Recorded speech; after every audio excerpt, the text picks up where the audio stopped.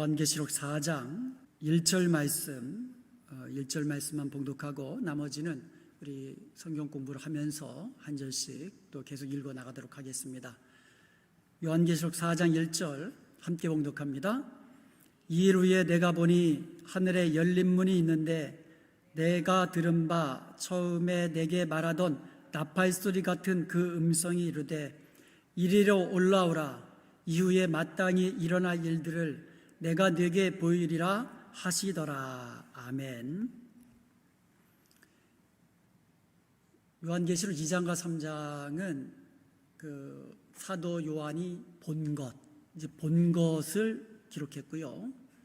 그리고 4장에서는요, 이후에 마땅히 일어날 일들, 또 반드시 일어날 일들, 속히 일어날 일들, 이와 같은 일어날 일들을 또 보여주십니다. 그래서 그것을 기록합니다. 그리고 공간이 지상에서 천상으로 옮겨집니다. 그래서 요한계시록 4장과 특별히 또 5장까지는요 굉장히 중요한 장입니다.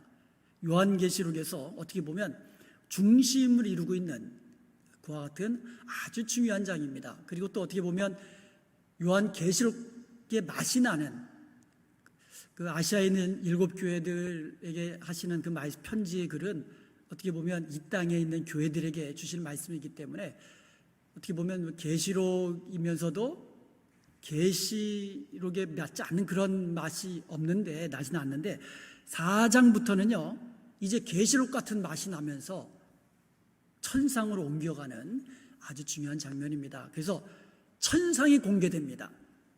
우리가 사실 천상이 궁금하잖아요. 근데 천상에 대해서 우리가 볼 길이 없잖아요. 그런데 우리에게 천상이 열리는 겁니다. 1절을 보니까는요, 내가 보니 하늘에 열린 문이 있는데 열렸다. 문이 이미 열렸다는 거예요. 이것이 완료형입니다. 분사형이면서 또 수동태입니다. 문이 저절로 열리는 것이 아니라 하나님에 의해서 열려지는 거죠. 주님에 의해서 하늘의 그 문이 열려지는 것을 지금 나타내고 있습니다. 미공개된 비밀스러운 장소, 천상이라는 어떻게 공개되지 않는 비밀스러운 장소가 지금 열리고 있는 것입니다. 이제 우리는 사도 요한이 공개된 그 천상을 보고 기록한 이 계시록을 통하여 우리도 보는 거예요. 간접적으로 보는 겁니다. 직접 우리가 천상을 우리가 직접 보지는 못했지만 직접 본 사도 요한의 경험을 통해서 그리고 기록을 통해서 우리도 공개된 천상을 보게 된 것입니다. 이것이 4장에서 이제 천상이 공개되고요. 그리고 5장에서는요, 천상에서 마지막 때에 되어질 지상 스케줄이 공개됩니다. 우리가 보통 종말의 때라고 그러잖아요. 종말의 때에 이루어지는 스케줄이 천상에서 공개되는 거예요.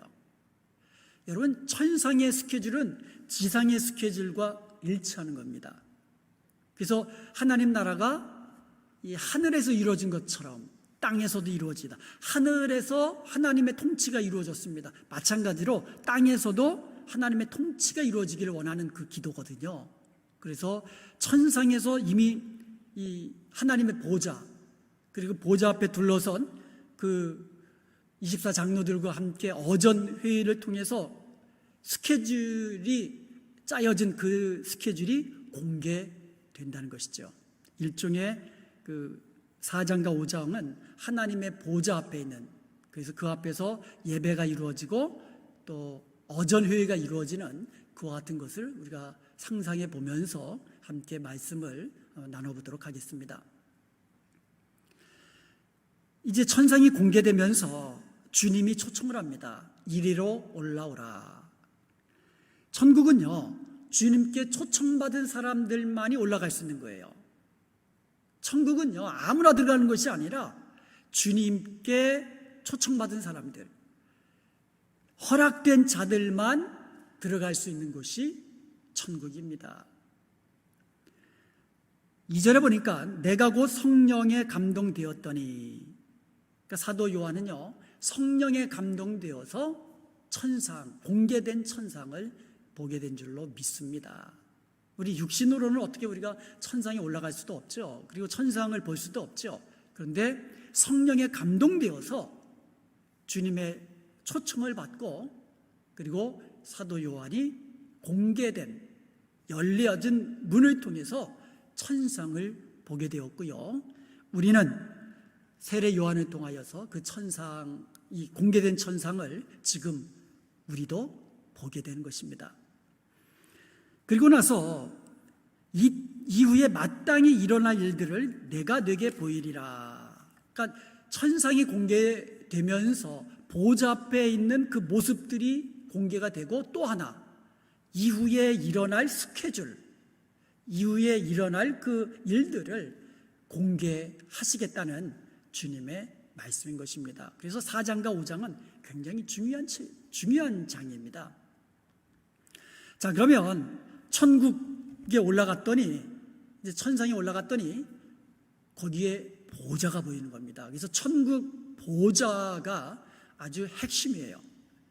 2절부터 8절 상반절까지 이제 천국의 보좌와 그 주위에 있는 그 네 생물과 24장로들에 대한 기록이 나오는데요. 한번 생각해 보시기 바랍니다. 2절을 한번 보겠습니다. 2절을 보면, 보라, 하늘의 보좌를 베풀었고 그 보좌 위에 앉으신 이가 있는데, 이 보좌라는 말은요, 계시록에 있어서 아주 중요한 단어예요. 이 보좌, 스로노스라고 그러거든요. 헬라어로 스로노스, 영어로 스론이라고 그러거든요.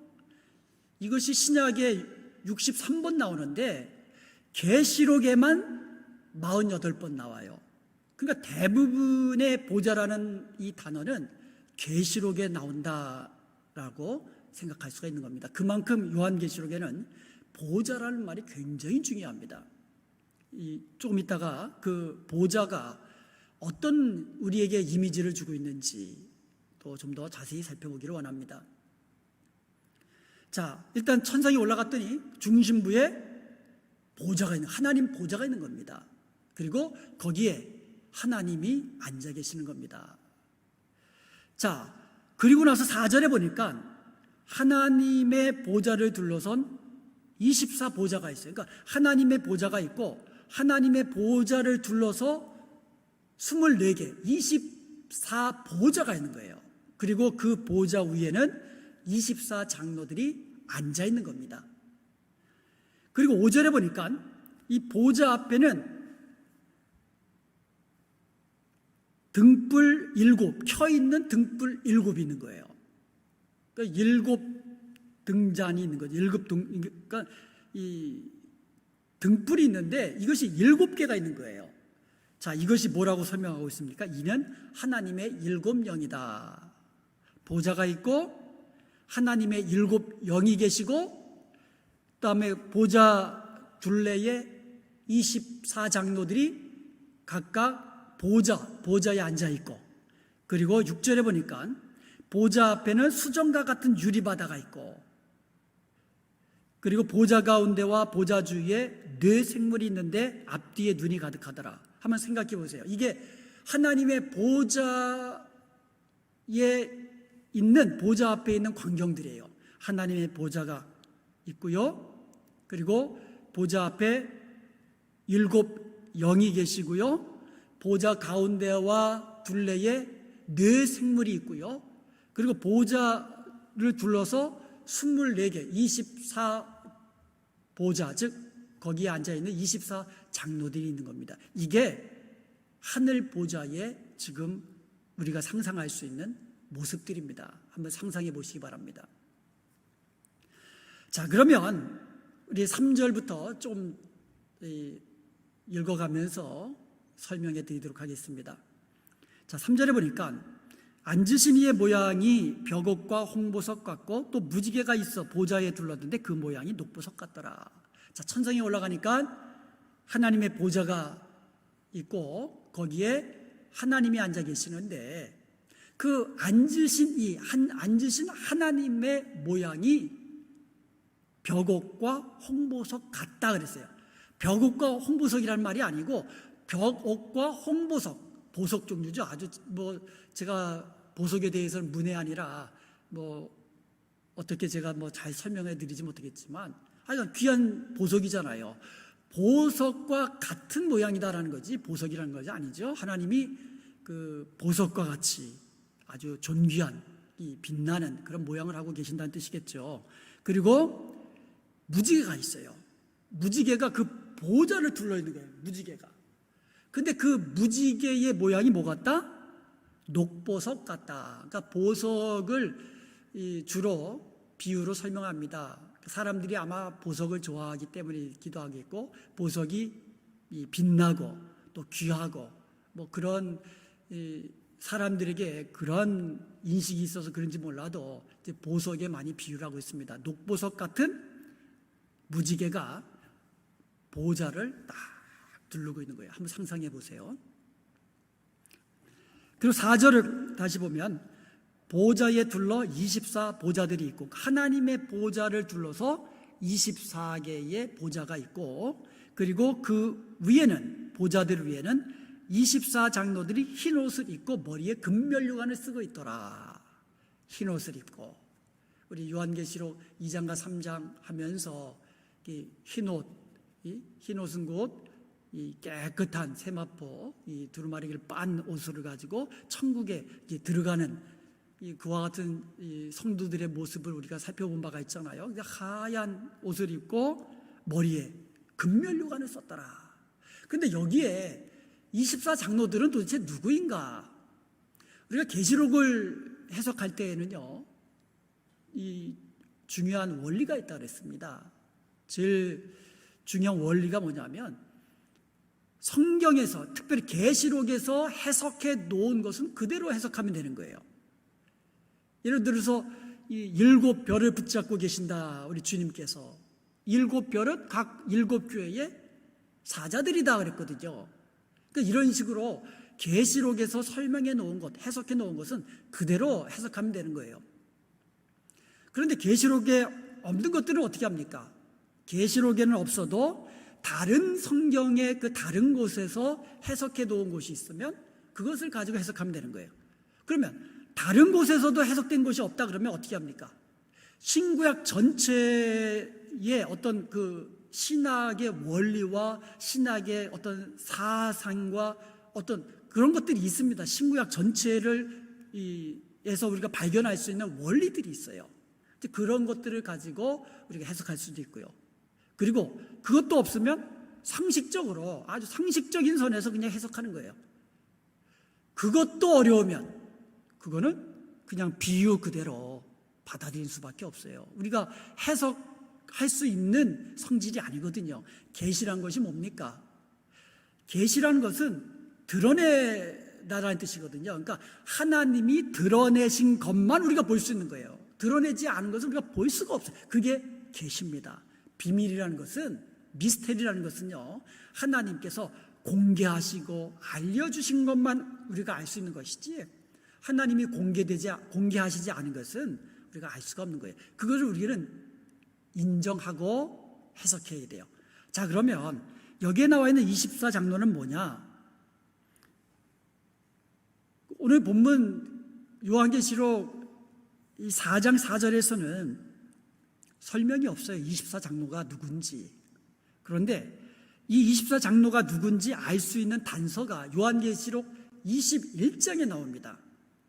요한계시록 21장 12절에 보면 크고 높은 성곽이 있고 12문이 있는데 문에 12천사가 있고 그 문들 위에 이름을 썼으니, 천국에 12문이 있는데 그 문들 위에 이름이 있다라는 거예요. 쓰여진 이름이. 근데 그 쓰여진 이름이 누구냐? 이스라엘 자손 12지파의 이름들이라. 다시 말해서 12지파라는 말은 이스라엘의 그 12지파를 이루고 있는 그 이름들, 그 이름이 12이 나오고요. 그 다음에 요한계시록 21장 4절에 보면 또 그 성의 성곽에는 12기초석이 있고, 성곽에 12개의 기초석이 있어요. 근데 그 기초석 위에도 이름이 쓰여 있어요. 기초석 위에 쓰여진 그 이름이 뭐냐? 어린 양의 12사도의 12이름이더라. 그러니까 천국에 올라가서 봤더니 12문이 있는데 그 문마다 12지파의 이름이 있고 또 12기초석이 있는데 그 기초석 위에 이름이 있는데 예수님의 12사도의 이름이 거기에 기록되어 있더라. 그러므로 우리가 24장로가 누군지 우리는 충분히 해석할 수가 있습니다. 즉 12명의 이스라엘의 그 12지파를 이루고 있는 그 이름들하고 그리고 예수님의 12사도의 이름이 12사도가 합쳐서 24장로가 된 겁니다. 그리고 이것은 이 구원받은 또 총수를 이분들이 대표하고 있는 거거든요. 이스라엘의 구원받은 숫자들 그리고 모든 백성들에게서 이 구원받은 백성들을 대표해서 24장로가 그 하나님 보좌 주위에 앉아 계시는 것입니다. 자, 그러면 5절을 한번 또 보겠습니다. 보좌로부터 번개와 음성과 우레소리가 나고 보좌 앞에 켠 등불 7이 있으니 이는 하나님의 7 영이라. 자, 하나님의 보좌 앞에 켜 있는 7 등불이 있는데 그것이 하나님의 영이다. 이렇게 되어 있어요. 하나님의 7 영은 성령이죠. 성령을 하나님의 7 영이라고 계시록에서 그렇게 표현하고 있습니다. 계시록 1장 4절에도 보면 보좌 앞에 있는 7 영이다 이렇게 되어 있고요. 또 오늘 계시록 4장 5절에도 보면 보좌 앞에 켠 등불 7은 하나님의 7 영이다 이렇게 되어 있고요. 또 계시록 5장 6절에도 보면 내가 또 보니 보좌와 네 생물과 장로들 사이에 한 어린 양이 서 있는데, 자, 하나님의 보좌가 있다 그랬죠. 그 앞에 네 생물들이 있다 그랬죠. 그리고 그 둘레에 하나님의 보좌 둘레에 24장로들이 있다 그랬죠. 그런데 그 가운데 누가 서 계시느냐? 일찍 죽임을 당하신 어린 양이 서 계신다 이렇게 되어 있어요. 부활의 주님이 거기 서 계시는 거예요. 그런데 그 주님에게는 또 한 어린 양에게는 7 뿔과 7 눈이 있는데, 이것도 여러분 주님의 머리에 7 뿔이 있고 주님이 뭐 눈이 7개고 그건 괴물이죠. 그건 비유입니다. 비유. 자, 뭘 비유하고 있냐면 그에게 7 뿔과 7 눈이 있으니 이 눈들은, 이 비유를 설명하고 있잖아요. 이 눈들은 온 땅에 보내심을 받은 하나님의 7 영이더라. 성령, 하나님의 7 영은 예수 그리스도의 영이라고도 하거든요. 하나님의 영이라고도 하고. 그래서 그러니까 예수님이 이 땅에서 아버지 하나님의 뜻대로 구원사역을 이루신 것처럼 성령께서도 이 땅의 사람들 사이에서 우리 예수님이 이루신 구원사역을 이루어 가시는 역할을 하거든요. 이렇게 성령은 아버지와 아들로부터 나오신다고 그러거든요. 그래서 예수님에게 7 눈이 있는데 그 7 눈은 하나님의 7 영이더라 이렇게 표현하고 있는 겁니다. 그래서 7 영은 성령을 의미하는 것이죠. 그러면 왜 7 영이라고 표현했을까? 뭐 7개, 뭐 성령이 7이겠어요? 이것도 하나의 상징적인 거죠. 성령은 영이십니다. 완전하신, 거룩하신, 성결하신 영이에요. 영. 근데 이것을 왜 7 영이라고 했을까? 하나님의 7 영은 성령 하나님에 대한 사역적인 호칭입니다. 성령 하나님의 사역을 7가지로 호칭하면, 그 7가지 사역으로 정리하면서 붙여진 호칭이에요. 그리고 성령 하나님은 7 영으로 나타나서 성도의 삶에서 여러 가지 사역, 특별히 은사와 관련된 여러 가지 사역을 주관하고 계신다는 것을 알 수가 있고요. 그리고 성령의 은사가 다양하게 나타나는데 꼭 7가지로 나타나겠습니까? 아니죠. 다양합니다. 다양하게 나타나는데 그 다양하게 나타나는 성령의 역사, 사역, 성령의 은사들을 완전수인 7으로 표현한 겁니다. 그래서 성령을 하나님의 7영이다 이렇게 표현하는 겁니다. 자, 그렇다면 하나님의 7영, 성령의 그 7가지 은사를 주관하시는 그 7영에 대한 성경을 우리 한 가지씩 잠깐 살펴보기를 원합니다. 이 첫 번째로 요한복음 14장 17절에 보면 성령을 진리의 영이라 이렇게 말씀하고 있어요. 그는 진리의 영이라. 왜 진리의 영이라고 성령을 그렇게 말씀하셨을까요? 말씀의 은사와 관련된 거거든요. 즉 진리의 영이신 성령이 우리 가운데 임해야 우리가 그 진리의 말씀을 깨달을 수가 있는 거예요. 그래서 이 성령을 진리의 영이다 이렇게 이야기하는 거예요. 진리의 영이 우리 가운데 임하실 때에 우리는 하나님의 말씀을 깨달을 수 있고 그 말씀을 지키는 데까지 나갈 수 있는 줄로 믿습니다. 어떻게 하나님의 말씀을 내 의지로 지킬 수 없어요. 우리가 힘써 노력하면서 성령의 영, 진리의 영이신 성령님의 그 은혜, 능력을 간구해야 돼요. 여러분, 이 성령께서 진리의 영으로 우리 가운데 임하실 때에, 그것도 충만히 임하실 때에 우리가 말씀의 은혜를 우리가 깨닫게 되고요. 그 말씀의 은혜를 가지고 즐거워하게 되고 삶 속에 적용하면서 살아갈 수 있기 때문인 것입니다. 그래서 우리가 말씀을 읽을 때나 들을 때나 또 심지어 말씀을 전할 때에도 여러분 늘 기도하셔야 돼요. 진리의 성령께서 내 마음에 오시옵소서 깨닫게 하시고, 그리고 내가 전하는 이 복음, 진리의 복음이 정말 능력 있게 하셔서 듣는 이로 하여금 그 마음이 움직여서 이 말씀을 받게 하옵소서. 이렇게 항상 말씀을 대할 때마다 진리의 영이신 성령님을 사모하고 또 충만히 임하실 수 있도록 내어드리고 기도해야 되는 것입니다. 두 번째로 성령은 은혜의 성령이십니다. 히브리서 10장 29절에 보면 그는 은혜의 성령이라 그랬거든요. 그리고요 고린도전서 2장 12절에 보면 하나님께서 우리에게 은혜해 주신 것을 알게 하신다는 거예요.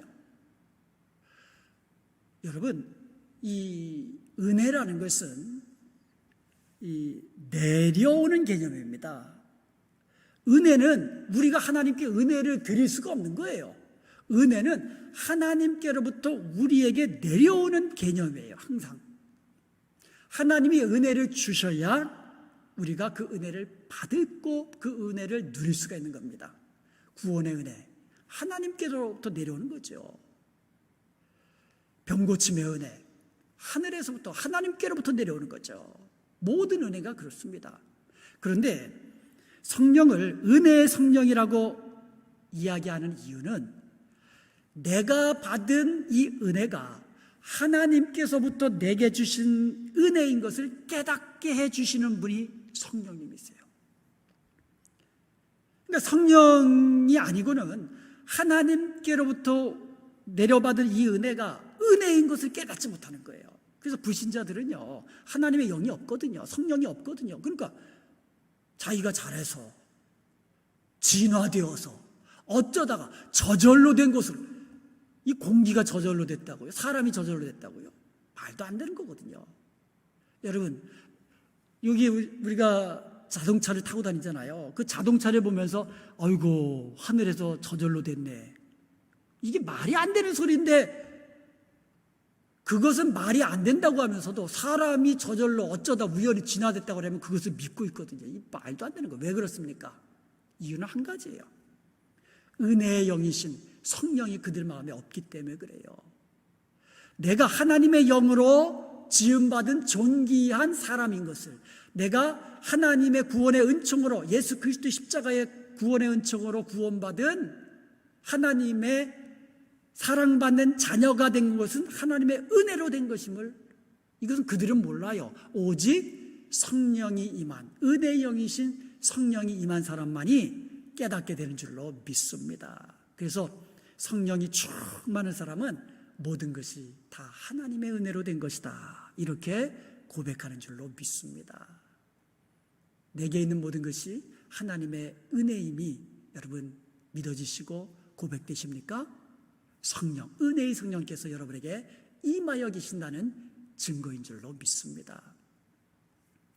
그리고 세 번째로 성령은 생명의 성령이다. 로마서 8장 2절에 보면 이는 그리스도 예수 안에 있는 생명의 성령의 법이 죄와 사망의 법에서 너를 구원했다 그랬거든요. 자유하게 하셨다 그랬거든요. 성령을 뭐라고 하고 있어요? 생명의 성령, 이렇게 되어 있어요. 다시 말씀드리면 성령께서 하시는 일은 생명을 살리시는 일을 하십니다.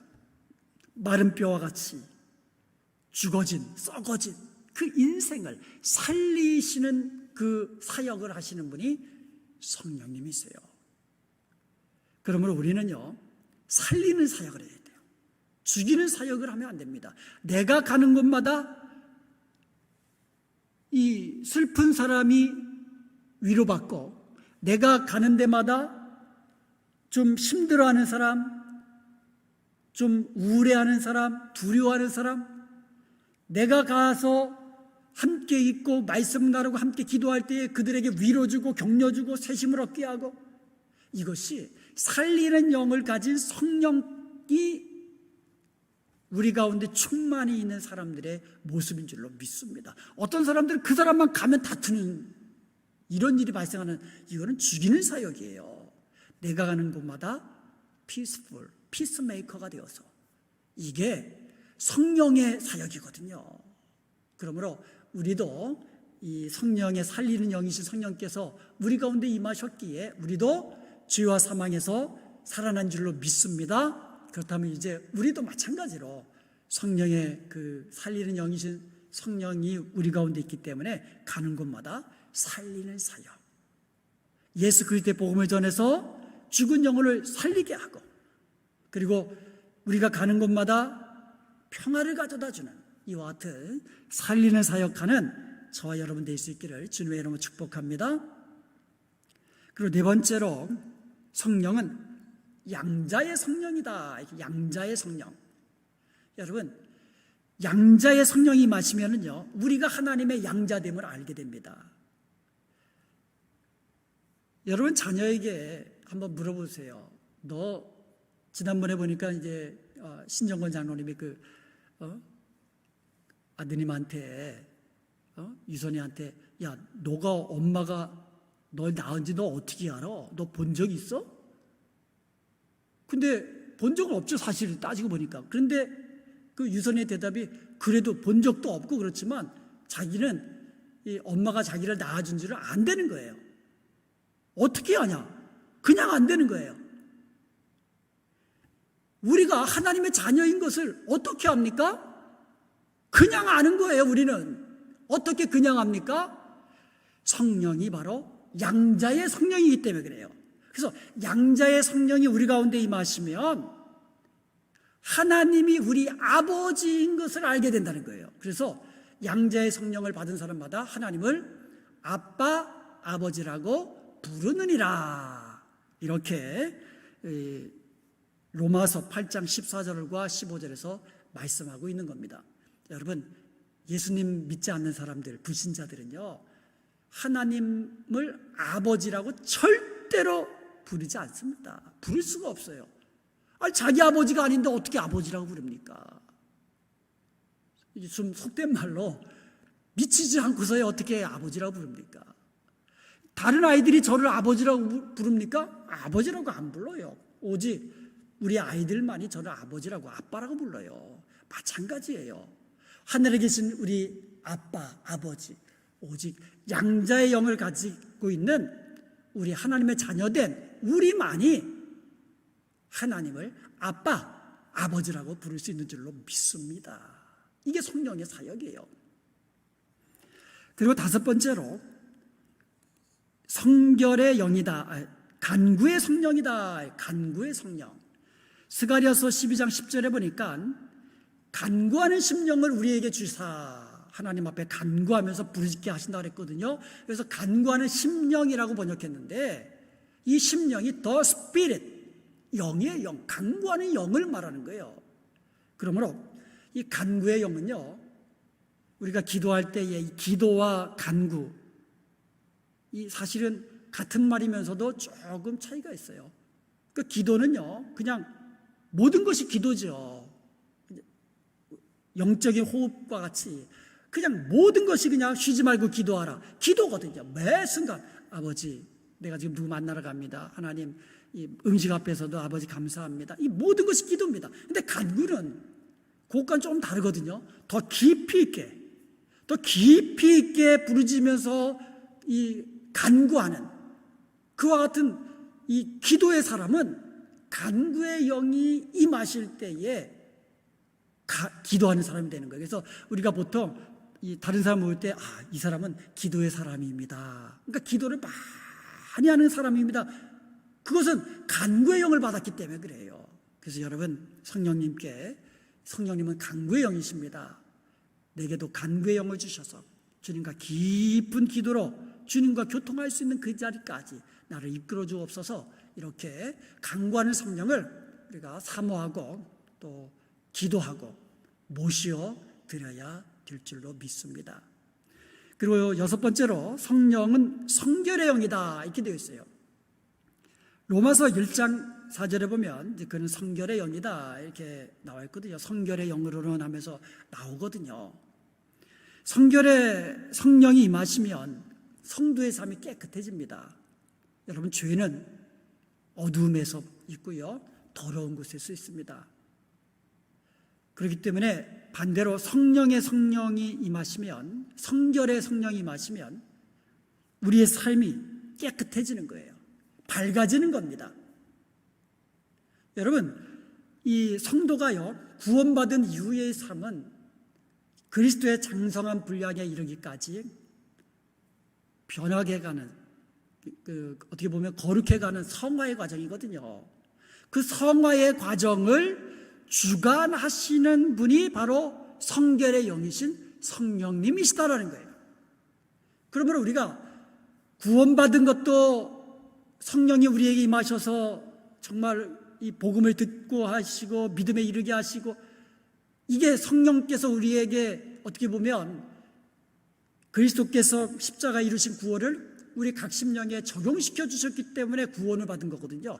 마찬가지로 구원받은 이후에 우리가 예수님 닮아서 거룩하도록 변해가는 이 사역을 주관하시는 분도 성결의 영이신 성령님이시라는 거예요. 그러므로 우리가 날마다 성령님 모셔드리고 내 안에 계신 성령님의 소욕대로 우리가 순종하며 나갈 때에 우리가 말하는 것이나 생각하는 것이나 행동하는 것에서 주님 닮은 모습으로 조금씩 날마다 거룩하게 변해갈 수 있는 줄로 믿습니다. 내 힘으로는 안 되오니 성령님 도와주셔서 주님 모습 닮은 모습으로 말하고 생각하고 행할 수 있도록 도와주옵소서. 이것이 우리의 날마다 드리는 기도의 제목이고 마음의 소원이 되어야 될 줄로 믿습니다. 그리고 마지막 일곱 번째로, 베드로전서 4장 14절에 보니까 영광의 성령이라고 해요. 성령은 영광의 성령이십니다. 너희가 그리스도의 이름으로 치욕을 당하면 복 있는 자로다. 우리가요, 이 땅에서 예수님의 이름으로 핍박도 받고, 예수님의 이름으로 또 치욕도 받고, 예수님의 이름으로 고난도 받고, 심지어 예수님의 이름으로 죽음을 당한다 할지라도 그 사람이 복 있는 자라고 이야기하고 있어요. 왜 그러냐? 영광의 영 곧 하나님의 영이 너희 위에 계심이라. 할렐루야. 영광의 영 곧 하나님의 영이 우리 가운데 계심이라. 영광의 영, 성령이 우리에게 임하시며 우리를 영광의 자리까지 인도하신다는 거예요. 예수님을 부인하면 그 사람은 어느 자리로 가는 겁니까? 예수님을 배반하는 자리로 가는 거잖아요.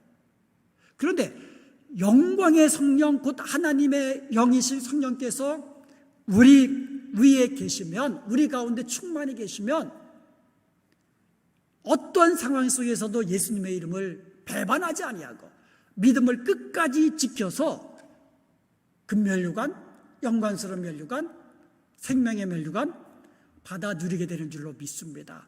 그렇게 해주시는 분이 바로 영광의 영이신 성령님이십니다. 제가 한동안 이런 생각도 해봤어요. 여러분, 그 순교의 자리는 정말 이게는 생각할 수도 조차 힘든 어려운 자리거든요. 그냥 총으로 쏴서 죽이면 뭐 그냥 한순간이잖아요. 그런 순교는 당할 수 있잖아요. 그런데 그게 아니고 그냥 죽을 때까지 때리고 산채로 불태우고 거꾸로 매달아서 죽을 때까지 그냥 바닷물 속에 막대기, 긴 막대기 해놓고 거꾸로 매달아 놓고 바닷물이 오면서 조금씩 차오르면서 죽어가는 이러한 이 순교를 생각하면, 야, 내가 이거 순교의 자리까지 갈 수 있을까? 자신이 없었어요. 좀 솔직히 지금도 자신이 없습니다. 그런데요, 나 혼자 그렇게 죽는다 그러면 그거는 할 수 있을 것 같아요. 그런데 이 자식들 앞에 놓고 이 예수님의 이름을 거절하지 않으면, 배반하지 않으면, 그렇게 죽인다고 하면 또 이거 할 수 있을까? 얘들아, 천국에서 만나자. 그러면서 아이들이 먼저 죽는 모습을 내가 볼 수 있을까? 이게 정말 어느 누구도 자신할 수 없는 거예요. 그런데 제가 깨달은 것이 뭐냐면, 그 자리까지 간다 할지라도 영광의 성령이 우리 위에 계시면 그 상황을 감당할 수 있도록 하신다는 거예요. 나는 안 되지요. 내 힘으로 안 됩니다. 그러나 영광의 성령이 내 위에 계시고 내 안에 충만히 계시면 그 영광스러운 자리로, 예수님의 이름을 부인하지 않는 자리로, 끝까지 믿음을 저버리지 않는 자리로 우리를 인도하신다는 그 사실, 우리가 이 사실을 믿으면 얼마나 자유함을 얻고 얼마나 평안함을 누리는지 모릅니다. 내가 하는 게 아니고 성령께서 우리를 그렇게 이끌어 가신다는 것을 우리가 믿는다면, 이것을 믿었기에 다니엘의 세 친구들은 담대할 수 있었잖아요. 아주 그냥 극심한 타오르는 풀무스 속에 던져지면서도 하나님이 살아계시기 때문에 우리를 건지실 거다. 그리 아니하시더라도 하나님의 이름을 나는 배반할 수 없다. 그러면서 들어갔잖아요. 다니엘도 마찬가지고, 믿음의 사람들도 마찬가지고, 우리의 믿음의 선조들도 다 마찬가지입니다. 그들이 우리보다 뭐 특별한 어떤 그 있었겠어요? 아니에요. 하나님이 힘주신 거예요. 성령께서 힘주신 것입니다. 그러므로 이런 성령, 하나님의 7명이신 성령께서 내 안에 계시고 내 위에 계시고 나를 도와주시고 내 삶을 이끌어 주신다는 사실을 우리가 믿는다면, 어떤 상황 속에서도 우리는 믿음으로 평강 누리며 하나님의 자녀라는 이름답게 영광스러운 길, 거룩한 길, 진리의 길, 십자가의 길, 믿음의 길을 갈 수 있는 줄로 믿습니다. 이 성령님은 영원토록 우리를 떠나지 아니하고 우리와 함께 하신다는 사실을 믿으면서 우리 날마다 성령님과 함께 동행하는 저와 여러분 되시기를 주님의 이름으로 축복합니다. 아멘.